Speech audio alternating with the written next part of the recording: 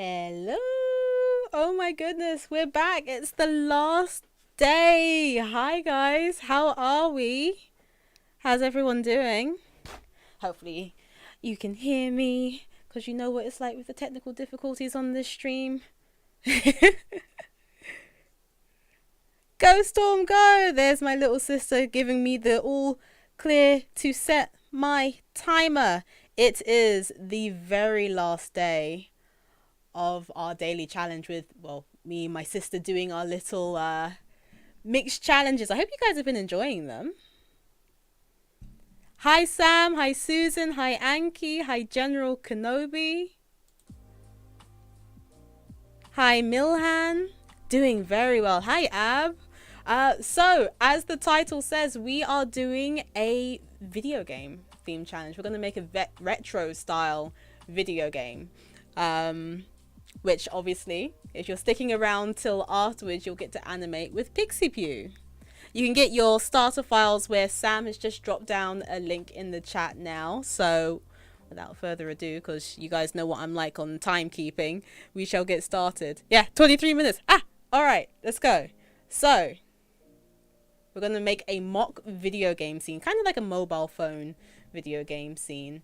And we're going to build the blocks out of a basic shape, and we'll build a character out of a basic shape, kind of like what we did yesterday. And we're going to use the grid repeater tool. And then finally, we are going to build the scene. The Brits are in the house. Heck yeah, man. In it, bruv. We're here. We are here. So if that sounds all good to you guys, we will get started. These tag streams are fun. Oh, thank you so much. I do want to say before we quickly get started, I finally found where you guys have been dropping all of your challenge files, and honestly, thank you so much for taking part with the challenges with me and my sister. It's been great to see what you guys have been doing, so keep it up. Let's get started. All right, so this is our scene. So my idea, I'm not going to show you the final scene yet because it will give too much away of what you're doing with Pixie. But my idea is we're going to make some building blocks, kind of like Tetris blocks, and then we're going to make a character. So the game scene that I've got in mind is kind of like a, what's it called? A bullet hell. I love bullet hell games. They're hard, but they're so satisfying when you get into the flow of it. So we're going to be repeating a lot of the things we went over in all of the challenges this week. The Pathfinder, the Shape Builder, swatches, the eyedropper tool, the library, and we're basically going to combine it all together here. Greetings from London. Hey, a fellow Londoner. Hey, hey, hey. Oh, and hello, Lauren in the YouTube. I see you there. I see you. Okie dokie, what was I doing now? My mind's gone blank. It's a Friday. I've got Friday brain on, you guys. Oh yes. Okay, so we're going to build the blocks. So we're going to start off with the square tool, the rectangle tool. Holding down shift, I'm going to just create a standard block. I don't really want the fill, so I'm going to hit this swap fill here. So it's the stroke, and I'm going to make it a little bit thicker because I can't see it. There we go. All right, this is going to be our basic block. So if you think of like a, you know, a Mario block or something like that, that's the kind of idea we're going for here. Might be a good idea to add a fill in here. You could have made the, oh, hi, Sen. Good to see you. Hello, Oliver and Trenton. So good you guys can make it. Thank you so much for stopping by. All right, so let's add a fill in here.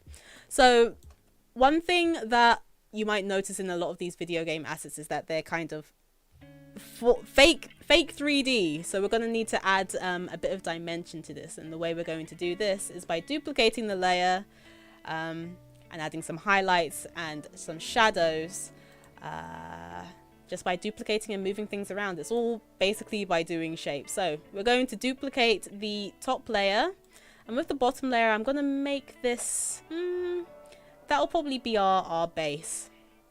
And then this one in the center I'm going to make a little bit lighter because it's out in the front, thinking of like perspective and how light works. So I'm going to remove the stroke first of all, double click in here and just choose a slightly lighter color. I love it when everyone shows up. Guys, proper feeling the love here. It would help if I had the layer selected, wouldn't it?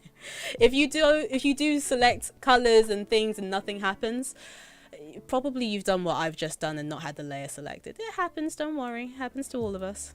So from there, I'm going to hold down the Shift and Alt so it shrinks with the proportions constrained. I mean, we're getting there. It's starting to take shape, but I think we can do a little bit more than that. Let's say we've got the light more at the top. Maybe let's add a shadow to the bottom, shall we? We're not too far away from Sweden. You know what? Our geography is really, really bad. So like, viewers from my chat know that my geography is not the best. You made a pretty basic retro game animation and photo. Oh, awesome. I hope you've posted that in the Discord somewhere. I think, do we have a link to the Discord? If we do, feel free to drop your work there, guys. I'm just going to make this a little bit larger because we have a little bit of leeway with being messy here. And I'm going to use the eyedropper tool, select the back color. Oh no. If you remember, if you hold down Shift, you only select the foreground or the stroke, the fill or the stroke. So I just wanted the fill there. I'm gonna make this one a little bit darker, and then what I'm going to do with this base layer, just hang it, just hold on guys, just it's gonna make sense. With this base layer, I'm going to drag it to the top, and this is going to be our clipping mask. So going to grab everything beneath it, holding down Shift, right click and make a clipping mask. There we go. It's a good start. It's a good start. Good start. I'm gonna duplicate that shape on top again and remove the fill just so I don't have my colors going out of the background. And with that shadow layer selected, I'm just going to click and drag it down so it's down there. Yeah. I'm gonna use the pen tool to make some extra paths here because I need to remove some shapes. I think this should be on an angle really, so I'm just going to use that to make it on that angle. Yeah, that looks a little bit better. Oh, but if you have your smart guides on, then it'll be easier to just snap to the shape. So make sure you have your smart guides turned on so it's easier to snap to shapes. If you can't find your smart guides, that's under View and down here on Smart Guides. It can be found in the Photoshop Discord. Oh, thank you. I'll make sure I go and check that out. So I'm just going to quickly amend these shapes here. If I can find it, it's disappeared. There we go. If you click and it starts making up a new path, just make sure you're hovered over the original path here. The pen tool will change to having like a plus or a minus if you're over an anchor point. At least that way you'll know it's actually moving the way you want it to. So again, these are problems I've come across all the time. And there we go. We've got a bottom shape there. Kind of like that. Could probably do with a top one, right? Make it a little bit like a highlight. Since we've already got that shape, I can just duplicate it. And over here on the... No, not there. Over here, I can, under Properties, flip it vertically. There's this button. Is my face covering it? Oh, I think my face is covering it. Hold on. Let me get my face out of the way. Did I do it? Is my face still there? I think my face is still there.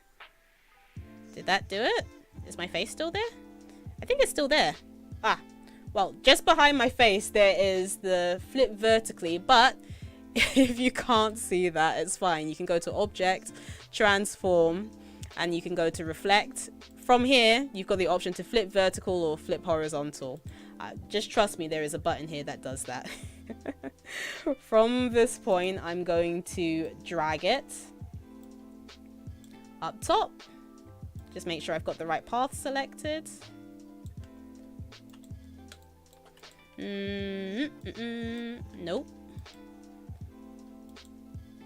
And just nudge it up with the arrow tool, arrow keys here.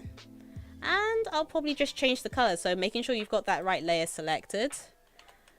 Let's start with this color as a base, and then from here I'll just go up a little bit. That looks kind of like a 3D cube, right? Face is still there. I can't get rid of my face, guys. I'm sorry, you're stuck with me. Loving your scarf store? Thank you. I have so many. every day a different color. Also, hi Sean. You mostly work with smart guides on. This is a smart thing to do. I highly recommend it.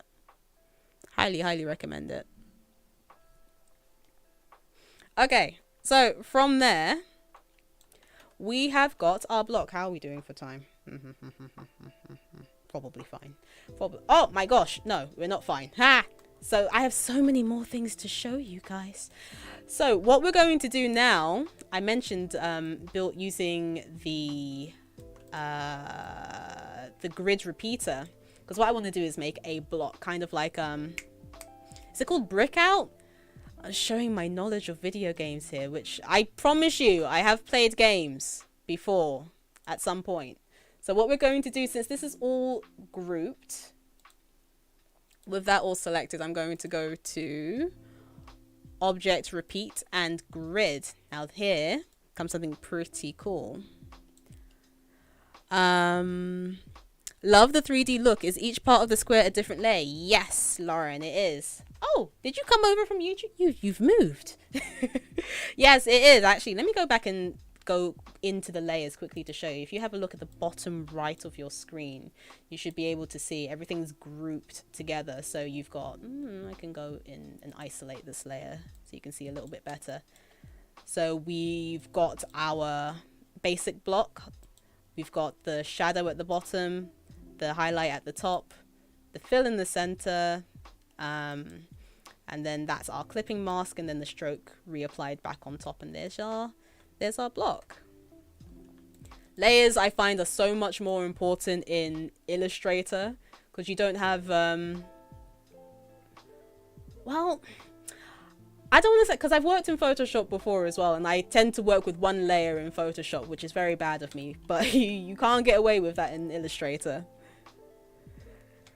So right, what was I doing? Oh yes, the grid repeater. So let's go back to Object, Repeat, and then Grid. So here was this cool function that I wanted to show you guys. You can obviously copy paste, you know, duplicate, whatever, but you can also do this, and you've got a few different handles from this point when you start using the grid repeater.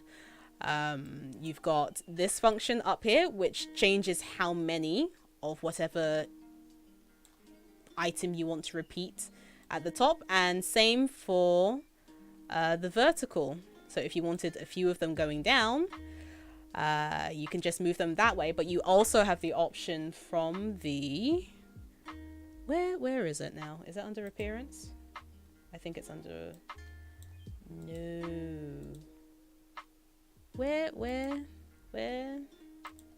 I've lost it. Ah, there it is. So when you have it selected under properties, you can see just underneath my camera, you've got the repeat option. So if you don't want to drag it manually with the mouse, you can select it all from here. You can flip the rows, you can offset them, you can align them in different ways, which is really cool. And you can change the number of the items horizontally and vertically. So with these handles now, I can just kind of drag them down and select how large or how many or how few of them I want. And they all act as like one large shape. Where are you going? Come back here. Now, the only problem with this is that you can't really apply any other effects or do things with it as a group. You would have to expand, which kind of like separates all the layers, which we're going to do in a little bit as well. Yo, you are in the right place to learn some new things, Lauren. The daily challenges have been going on all week, I think, if I'm not mistaken, and there's just been such a wealth of knowledge with Voodoo Val in just ahead of me, teaching you some amazing things in Photoshop. She was actually showing you guys how to do repeating patterns as well. I promise, Val, I promise I'm not copying you. And then after me, you have Pixie, and she will be showing you how to animate some of the things that we're doing in Illustrator, because you have a pretty cool dynamic link between the two of them. From here, like I was saying, if you wanted to release them all to separate layers. So say you wanted to change the color of one of them or move them into a different position, that you can't do because you'll be a little bit restricted from the options from the repeating menu. You can just go to expand, object and fill, which you can see starts expanding different parts, but you'd have to do it twice to get it all the way. And there you have it. You can see over here under the groups. I think I can actually expand it a little bit more.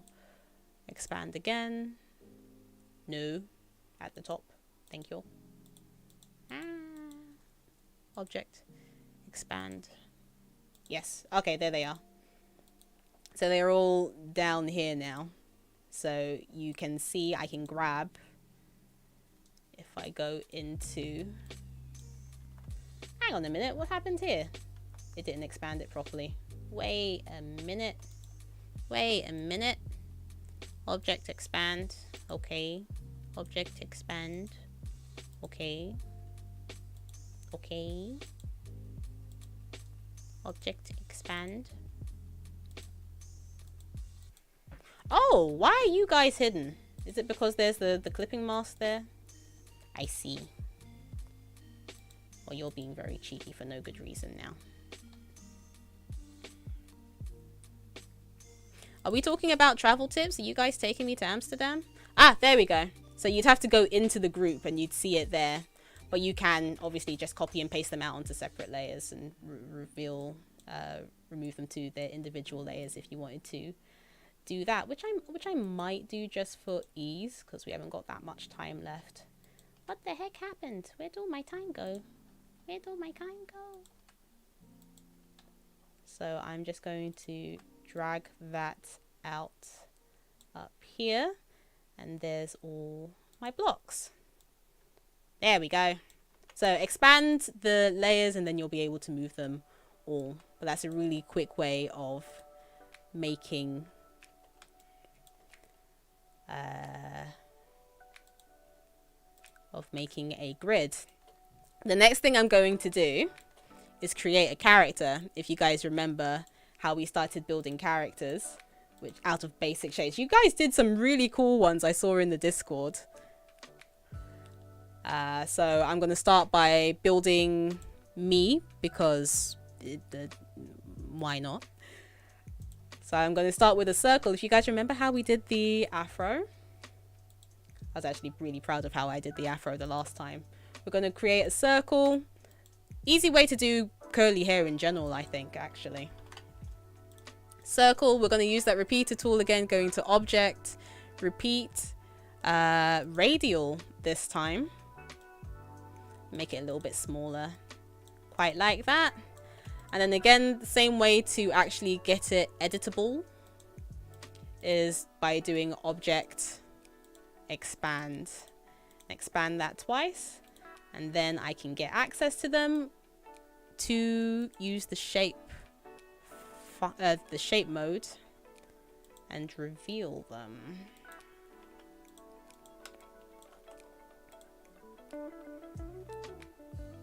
And there we go. Add a stroke, add a fill, bring that back, and we're just going to need to add a circle into the center, which I can combine again, and then that'll make the whole shape. Simples. There we go. That is the back of my head. From there, we're going to quickly build a torso. If you remember how we did that,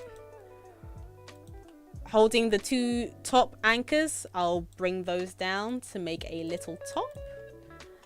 Also having the right layer selected, so I'm selecting the foreground, the fill rather than the stroke. Yeah, why not? Stick me in a blue top, green top even. So there's a little top. We'll do some little legs at the bottom. By the way, if you guys haven't worked it out yet, your challenge is to build a video game scene using basic shapes. Create a little character, because you are going to be animating that with my sister in like 5 minutes. The file that I've given you, if you've had a look already, you've probably given it away. The sort of base that you'll be using, but you can easily edit, change the blocks, change the icons, and create your own scene and use the tips my sister's going to be teaching you to make a character, a little game. Reminds me a bit of RimWorld. I love RimWorld. I got very addicted to that game, like staying up till 3 in the morning playing that sort of game. Again, just using basic shapes here, guys. Keeping it nice and simple. Might use a circle for this one. I think, can you guys tell? Can you guys tell what it is? I told you it's going to be cheesy. It's like the season of love and whatnot. Season of love and chocolates. I have yet to receive chocolates from any of you, but I forgive you. Let's bring that down a little bit. And we're going to change the stroke end from a butt cap to a round cap. Because why not? Because round things are cute. Thought it was a cookie? I mean, I am pretty sweet, to be fair. You could call me Cookie. I'm not sure I would reply to you, though. Bow and arrow. Ayy, nice one. Where do we send the chocolates? Oh! I'm getting chocolates for Valentine. Oh, okay. You've made my day now.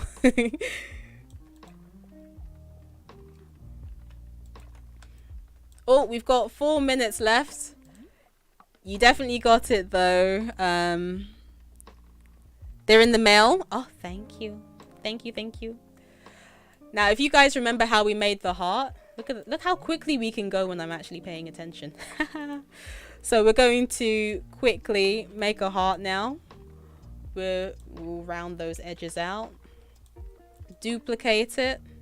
Rotate it 45 degrees. And you 45 degrees. Cross them over. Highlight them both using the shape builder tool. Hold the Alt key to get rid of the ends. Hold the... Is it Alt key? Yeah, hold the Alt key. Then click and drag to fill the rest of them in. Add a stroke. Oh, what is that?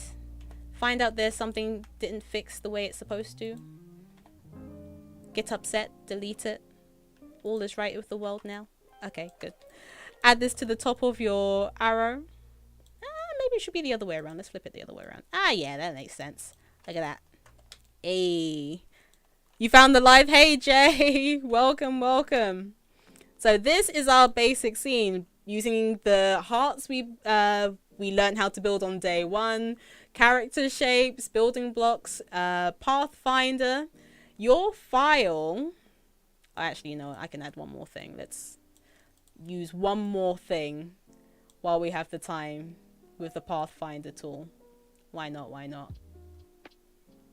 We got time. We don't, but I'm going to pretend we do. Using the circle here, and here, and here, and make that a little bit bigger. And then we're going to combine all of those. And then from this point, get rid of that. Get rid of that. Kind of looks like a wing, right? Because I'm Cupid. Hey. Can you guess what you're going to be animating with my sister now? And look at that. All of that has been made with basic shapes. It's not... It sounds complicated to begin with, but as soon as you start layering them up, you can make some pretty interesting things. Save it. Oh, don't worry. I made a separate save file, so I'm not messing up what Pixie has to work with. So this is the basic idea of what you're working with. And what I've made for you guys is this. So you can see the character down there, the cute little character. The blocks with the grid pattern. The hearts. And all of that. And just in time as well, because my wrist is vibrating. That means my time is up. This is live. There's no time to save. You know it, Sean. Actually, the wings were just made out of circles. So there you go.